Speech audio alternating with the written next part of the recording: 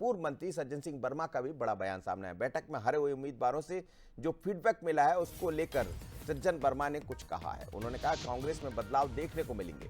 सभी उम्मीदवारों से लिखित में फीडबैक मांगा गया। दस्तावेज के आधार पर यह तय किया जाएगा कि कांग्रेस के पदाधिकारियों की भूमिका क्या कह रही है और क्या होना चाहिए। पद को लेकर काम करने वालों की जानकारी मांगी। कांग्रेस ने सभी उम्मीदवारों से लिखित में दस्तावेज मांगा है, यानी लिखित में आप जवाब दीजिए कि आपके साथ क्या हुआ, क्यों चुनाव हार गए, वजह क्या रही, संगठन को मजबूत कैसे किया जा सकता है। तो ये बात सज्जन वर्मा कह रहे हैं। पूर्व कैबिनेट मंत्री है, सीनियर मंत्री है और सीनियर है भी कांग्रेस के, काफी बड़ी जिम्मेदारी निभाते रहे सज्जन वर्मा।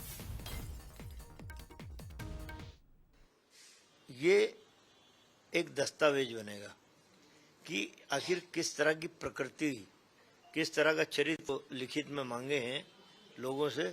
उससे एक मोटा मोटा अंदाज तो लगेगा, लेकिन हमारी कार्यप्रणाली क्या हो, का गठन भी होना। तो किन लोगों को हाथों में वास्तव में काम दिया जाना चाहिए, किन चेहरों को हम सम्मिलित करें अपनी कमेटी में, ताकि एक नए सिरे से कांग्रेस खड़ी हो सके। चलिए, तो कह रहे थे सज्जन वर्मा कि हमने सभी से लिखित में जवाब मांगा है और कैसे कांग्रेस नए ढंग से खड़ी हो सके इस पर विचार चल रहा है, मंथन चल रहा है।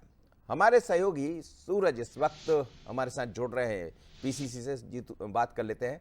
सूरज, क्या कहेंगे? करीब करीब 2 घंटे हो गए बैठक को चलते हुए और बैठक में चिंतन मंथन इस बात को लेकर हो रहा है कि लिखित में जवाब मांगे जा रहे हैं। इसका मतलब ये कि लिखित में तो कई रिपोर्ट भी सामने आ जाएगी, शिकवा शिकायतें भी सामने आएंगी। तो क्या अगली जो कार्रवाई है, अगला जो कार्य समिति है, बाकी चीजें बनना है, उसको लेकर ये लिखित के जो जवाब आएंगे उसके आधार पर निर्णय होंगे? बिल्कुल मनोज जी, कांग्रेस पहली बार ऐसा प्रयोग कर रही है कि हार के कारणों पर एक दस्तावेज तैयार कर रही है। तमाम जो उम्मीदवार हैं विधानसभा के, उनको 2 कागज दिए गए हैं, जिसमें खासतौर से 9 से 10 पॉइंट हैं कि वर्तमान में कांग्रेस संगठन की स्थिति क्या है, वहां पर हार जीत को लेकर कितना अंतर रहा है 2023 के चुनाव में, 2024 लोकसभा के चुनाव में, ब्लॉक अध्यक्ष की भूमिका क्या रही, संगठन प्रभारी की क्या रही, लोकसभा प्रभारी, विधानसभा प्रभारी, ब्लॉक अध्यक्ष, महिला कांग्रेस, या अलग अलग जो मोर्चे हैं उनकी भूमिका क्या रही है, क्या पार्टी के पदाधिकारियों ने वहां पर काम नहीं किया है। तो तमाम वो चीज एक दस्तावेज के तौर पर तैयार किया जा रहा है और एक पूरा खाली पेज दिया गया है कि कांग्रेस को मजबूत करने के लिए आपके सुझाव क्या हैं। आप समझ सकते हैं कि पार्टी में बदलाव कैसे करना है, पार्टी को मजबूत कैसे करना है और हार के प्रमुख कारण क्या रहे। यानी कि एक दस्तावेज तैयार किया जा रहा है, तब आने वाले समय में जो बदलाव देखने को मिलेंगे तो कहीं ना कहीं दस्तावेज के आधार पर उन नेताओं पर भी कार्रवाई होगी जिन्होंने पार्टी के हित में काम नहीं किया, पार्टी के विरोध में काम किया है और कहीं ना कहीं पद लेकर घर बैठे हैं। तो बहुत मजबूत एक दस्तावेज कांग्रेस पार्टी तैयार कर रही है। उम्मीदवारों से फॉर्म मंगाया गया है, भरवाया जा रहा है। दस्तावेज तैयार करके आने वाली रणनीति के साथ कांग्रेस आगे बढ़ेगी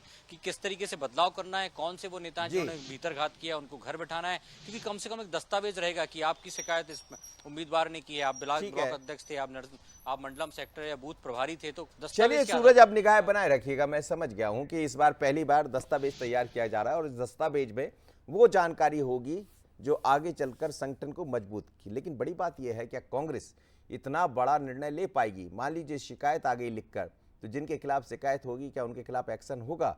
वैसे भी कांग्रेस को काफी सारे लोग छोड़कर भारतीय जनता पार्टी में चले गए, जैसे बीजेपी का दावा है। ऐसे में कांग्रेस को मजबूत तो करना है, लेकिन अपने लोगों को भी संभाल कर रखना होगा।